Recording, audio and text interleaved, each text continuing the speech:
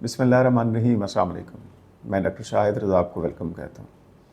Educational psychology का lecture number 3 और आज हम इसमें एक बहुत ही अहम टॉपिक डिस्कस करेंगे और वो कंपैरिजन है। दो साइकोलॉजिस्ट हैं, एक का नाम है पियाजे और दूसरे का नाम है वेगोस्की।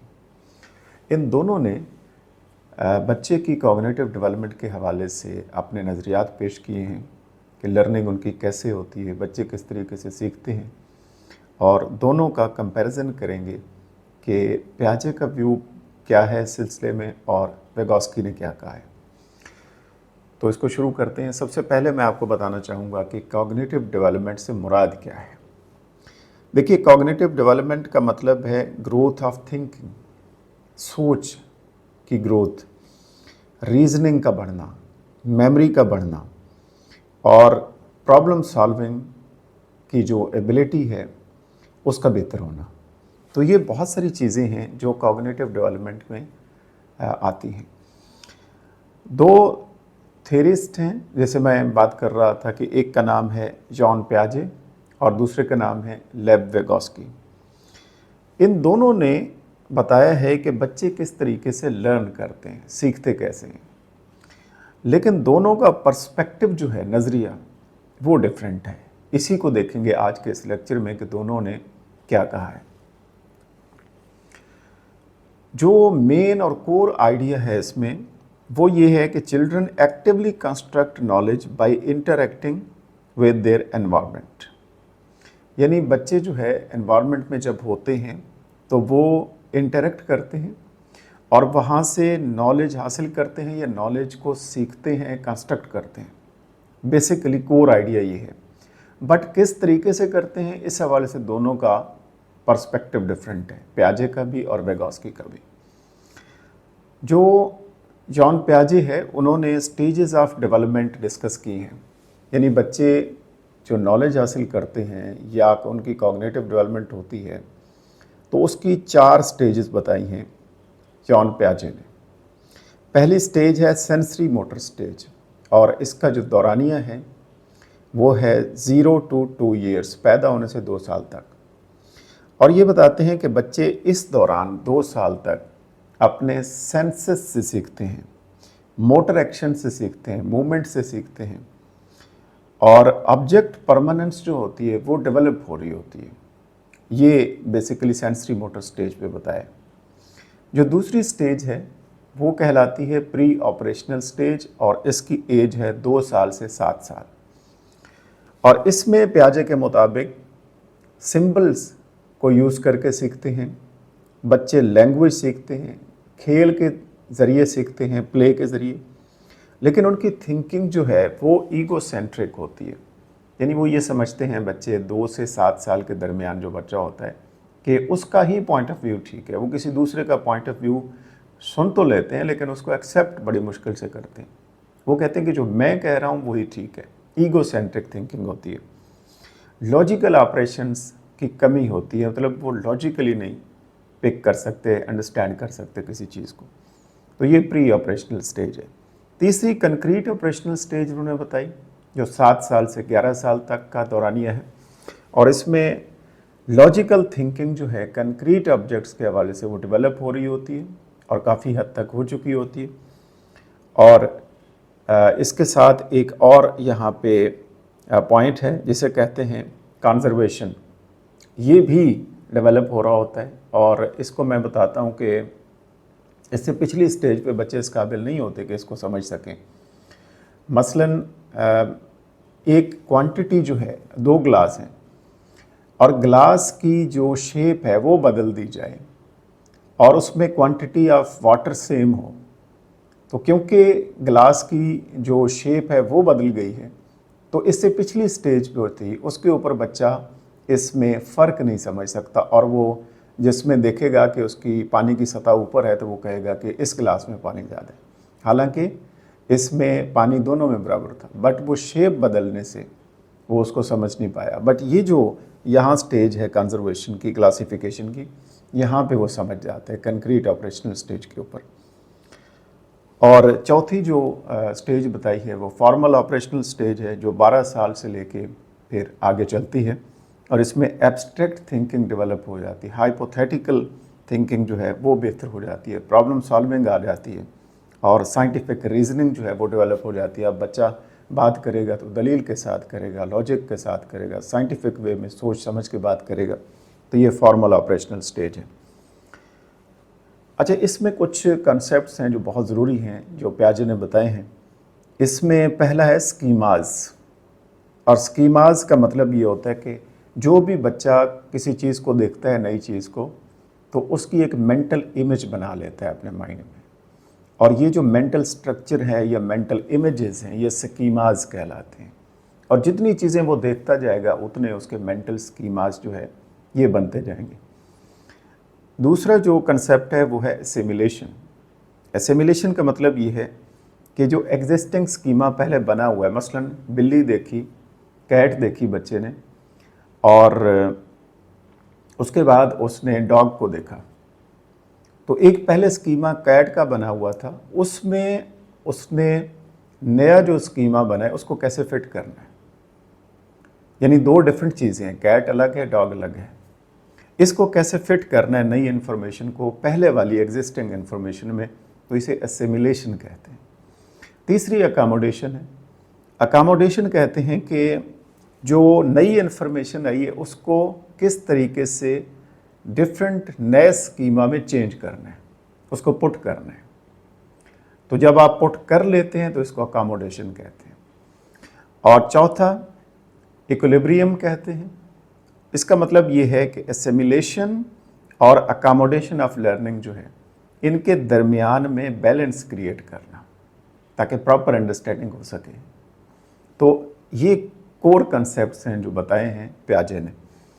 एजुकेशनल इम्प्लीकेशंस की बात करें तो टीचर जो है वो हैंड्स ऑन एक्टिविटीज़ जो सूटेबल हैं बच्चे की, चाइल्ड की हर स्टेज के हवाले से, उसका ख्याल रखना बड़ा ज़रूरी है। उसके अकॉर्डिंगली उसको समझाया जाए बच्चे को, उसको गाइडेंस प्रोवाइड की जाए, काउंसलिंग की जाए, तो ये बड़ा ज़रूरी है। और हर एक डेवलपमेंटल स्टेज के ऊपर जो बच्चे की रेडीनेस लेवल है उसके मुताबिक जो है बच्चे को गाइड किया जाए। अब हम वेगोस्की के बारे में जानेंगे। और लेव वेगोस्की ने सोशो कल्चरल थ्योरी जो है वो पेश की है। उनका अपना एक नज़रिया है कि बच्चे किस तरीके से सीखते हैं, उनकी लर्निंग कैसी होती है, या वो नॉलेज को किस तरीके से कंस्ट्रक्ट करते हैं, हासिल करते हैं। तो कोर आइडिया है कि learning is a social process. जो वेगोस्की का नज़रिया है वो ये है कि लर्निंग सोशल प्रोसेस है, ये अकेले में नहीं होती, इसके साथ आपको माशरे में कनेक्टेड रहना पड़ता है, फिर जाके आप सीखते हैं। और ये कहते हैं कि children develop cognitively through interaction with parents. बच्चा घर में होता है तो वालिदैन के साथ जब इंटरेक्ट करता है वहाँ से सीखता है। फिर जब स्कूल में होता है तो टीचर के साथ इंटरेक्ट करता है, वहाँ से सीखता है। इवन के अपने दोस्तों से, पीयर से, फ्रेंड्स से, जो क्लासमेट्स हैं क्लास में, उनके साथ, या वो खेल कूद करता है तो गेम करता है, प्ले, जो जितनी एक्टिविटीज़ हैं फिज़िकल, तो वहाँ पे जो दोस्त हैं उनके साथ मिल के सीखता है। दूसरा ये इनका पॉइंट ऑफ व्यू ये है कि कल्चर और लैंग्वेज एक सेंट्रल रोल प्ले करते हैं। ये भी एक नज़रिया इनका कि जो कल्चर है वो भी अहम तरीन रोल प्ले करता है बच्चे के सीखने में, नॉलेज हासिल करने में, और लैंग्वेज भी बड़ा अहम रोल प्ले करती है। इन्होंने भी कुछ अपने की कंसेप्ट्स दिए हैं जो हम डिस्कस करते हैं। एक तो ये बताते हैं ZPD, जिसे जोन ऑफ प्रॉक्सिमल डेवलपमेंट कहते हैं। ये क्या है? जोन ऑफ प्रॉक्सिमल डेवलपमेंट ये है कि बच्चा पहले से थोड़ा बहुत जानता है और कुछ नया जानना चाहता है, तो इसमें जो बीच में एक गैप है, इस गैप को जोन ऑफ प्रॉक्सिमल डेवलपमेंट कहते हैं। यानी किसी चीज़ के बारे में अंडरस्टैंडिंग रखता है बच्चा थोड़ी, बट उसके बारे में मज़ीद इल्म हासिल करना चाहता है, नई चीज़ को जानना चाहता है, तो वहाँ तक पहुँचने के लिए जो रास्ता है बीच में, इसको ZPD कहते हैं, जोन ऑफ प्रॉक्सिमल डेवलपमेंट। और वेगोस्की के मुताबिक ये रास्ता वो खुद जो है वो अबूर नहीं कर सकता, तो इसके लिए उसे जो है स्कैफोल्डिंग की ज़रूरत पड़ती है। स्कैफोल्डिंग कहते हैं टेम्परेरी सपोर्ट को, आर्जी तौर पर वक्ती सपोर्ट जिसे कहते हैं। और ये जो टेम्परेरी सपोर्ट है कि बच्चे को ना जानने से लेके जानने तक उसको गाइड करना, उसकी काउंसलिंग करना, उसको सपोर्ट प्रोवाइड करना और उसको बताना, ये स्कैफोल्डिंग है। और ये कौन करेगा? एक और कंसेप्ट इन्होंने दिया, उसे कहते हैं MKO, more knowledgeable other. MKO stands for more knowledgeable other. वो शख्स प्रोवाइड करेगा जो उससे ज़्यादा जानता है, वो उसको स्कैफोल्ड करेगा और फिर वो वहाँ तक पहुँच जाएगा और नॉलेज जो है वो हासिल कर लेगा। और फिर आहिस्ता आहिस्ता वो टेम्परेरी सपोर्ट यानी स्कैफोल्डिंग हटा ली जाएगी। जब हटा ली जाएगी तो अब बच्चा इस काबिल हो जाएगा कि वो खुद से चीज़ों को अंडरस्टैंड करके आगे बढ़ जाएगा। तो ये MKO उसका टीचर हो सकता है, उसके दोस्त हो सकते हैं, उसके पेरेंट्स हो सकते हैं, इवन के टेक्नोलॉजी भी हो सकती है जो उसको बताती है, गाइड करती है। तो ये एक हेल्प है जो उसे वक्ती तौर पे प्रोवाइड की जाती है। फिर लैंग्वेज का बड़ा रोल है। वेगोस्की अपने थ्योरी में, सोशो कल्चरल थ्योरी में ये बताता है कि बच्चे लैंग्वेज के ज़रिए सीखते हैं। बोलना बड़ा ज़रूरी है, डिस्कशन बड़ी ज़रूरी है, इंटरेक्ट करना बड़ा ज़रूरी है, कम्युनिकेशन स्किल बड़ी ज़रूरी है। और फिर एक और टर्म बताते हैं जिसे प्राइवेट स्पीच या इनर स्पीच कहते हैं। छोटा बच्चा बोलता रहता है, खुद से बोलता रहता है, लाउड बोलता है, बातें करता रहता है आपस में खुद से। लेकिन वो जब बड़ों में बैठता है तो फिर वो खामोशी से अंदर ही अंदर बातें करता है। जो प्राइवेट स्पीच थी वो इनर स्पीच बन जाती है। तो ये भी हेल्प करती है, लैंग्वेज भी हेल्प करती है किसी चीज़ को जानने के लिए, सीखने के लिए। तो ये कुछ की कंसेप्ट्स थे जो लेव विगोस्की ने बताए हैं।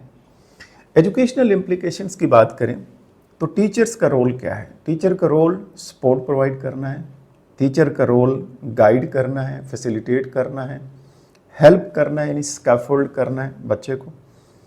और इसमें वो ग्रुप वर्क जो है वो दे सकता है, बच्चे को करवा सकता है, इसे डिस्कशन करवा सकता है, कोलैबोरेटिव एक्टिविटीज़ करवा सकता है, इसमें डायलॉग करवा सकता है ताकि उसकी कॉग्निटिव ग्रोथ बेहतर हो सके बच्चे की।